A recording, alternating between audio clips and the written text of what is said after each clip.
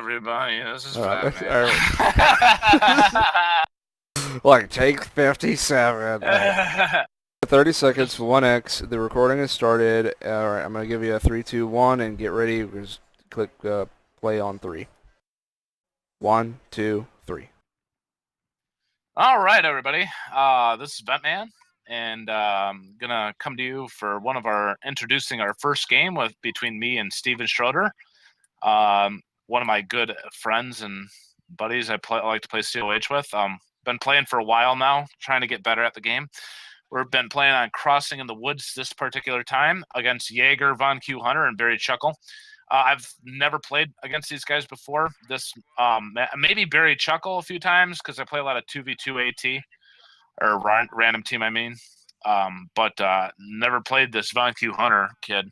But anyways, they're playing Russian British. It looks like.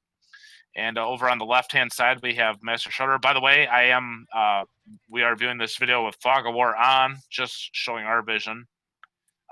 So, Steve, I don't know if you want to do that or not. We're doing it. Okay. Left-hand side, we got a little confrontation. Steve doing the smart thing.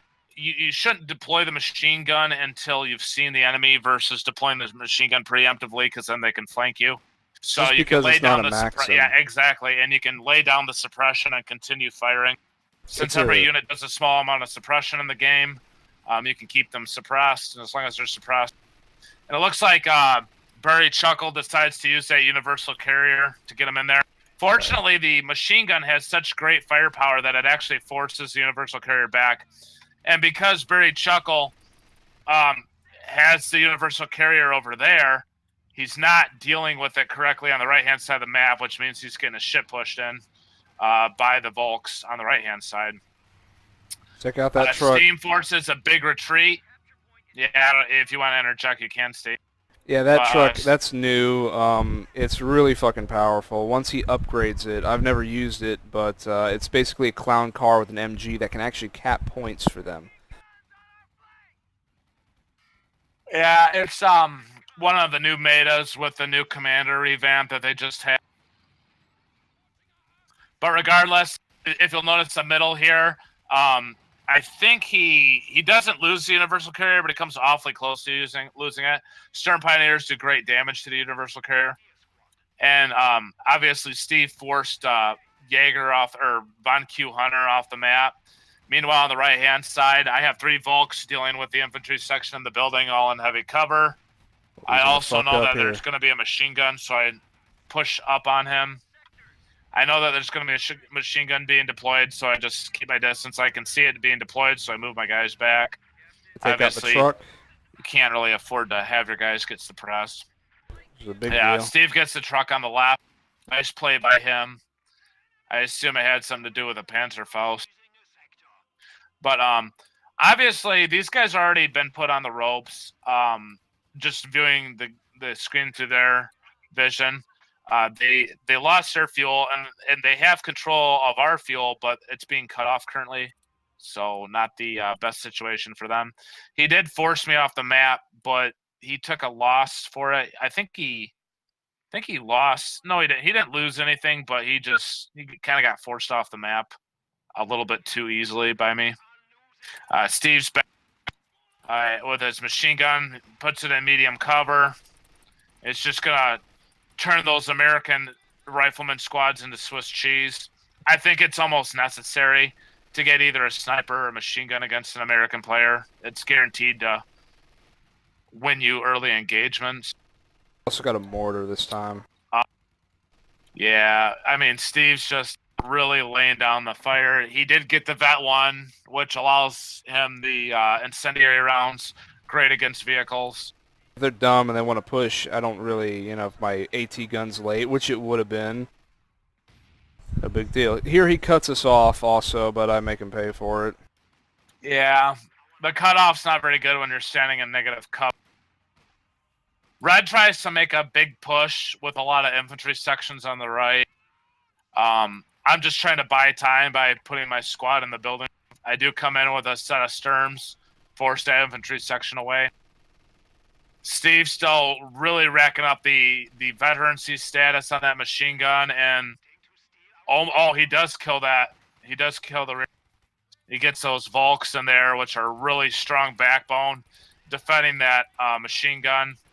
And he did move the machine gun, making sure that he can't throw the grenade on it, which was a good. Don't be afraid to move that machine gun. Yeah. I mean, the deploy time isn't that slow, so just swivel it. Another thing I think a lot of players make the mistake of is once they see that flame from the universal, they automatically think it's going to do a ton of damage to them. The flame only does a ton of damage if you stand in it. As long as your squads are moving around, the flame can't do any damage, and it does have a decent cooldown on it. So don't be scared of the universal carrier as you can. And if you can land 2 Panzerfausts, I wouldn't bother landing 1. And unless if you're pretty sure you can land 2. And another thing is you're better off getting STG 44s because they're permanent and they can deal a lot of damage to the universal carriers and infantry versus just being specialized. So don't get the Panzerfaust upgrade with the OKW. It's not as good as STGs. Meanwhile, on the right-hand side, Steve really laying the suppression down. He does have a Vet 2 squad, MG42, which, if you look, increases weapon proficiency, suppression, and field control, and he has the fire incendiary ability. So that Vet 2 squad's really a good notch in his army. It's just as long as he doesn't lose it, he's doing really great. All right, AT half track A or AT. Yeah, and then here a relatively newbie mistake by Purple. But you don't want to move in the range of that Vet 2 machine gun, which he's about to. And I had the hindsight to put an MG behind my MG to prevent just that sort of thing. And then a huge mistake here, trying to rush that MG emplacement. Yeah, that's going to cost him that. That basically cost him the game right there.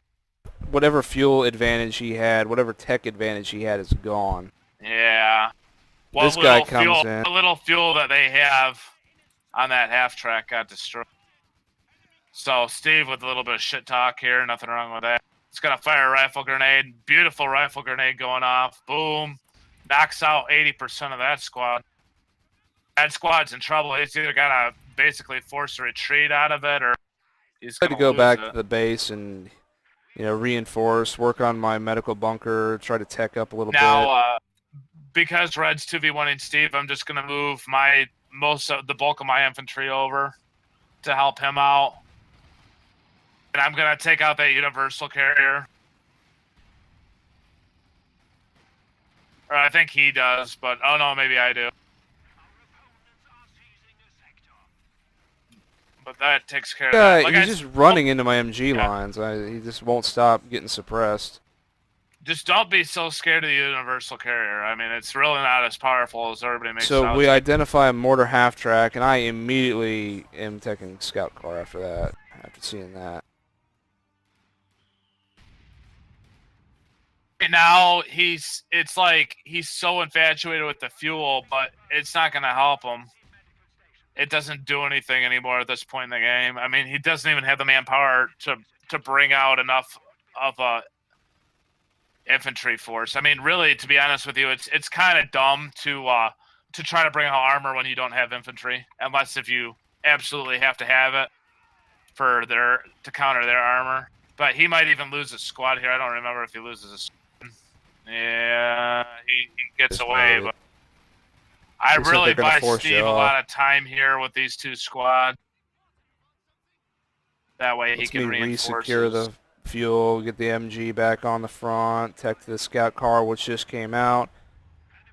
Yeah, right now they're about ready to throw in the top.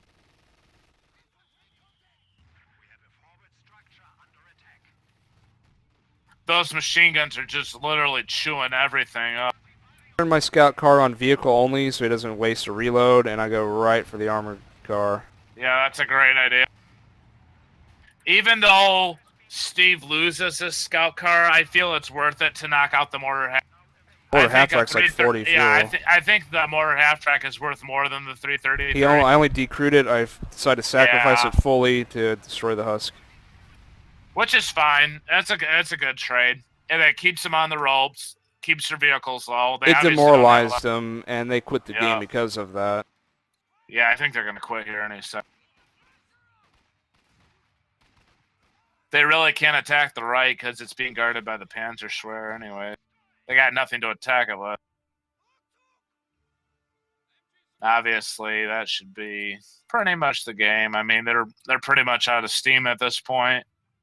They got a small army, but nothing they can do with it very much.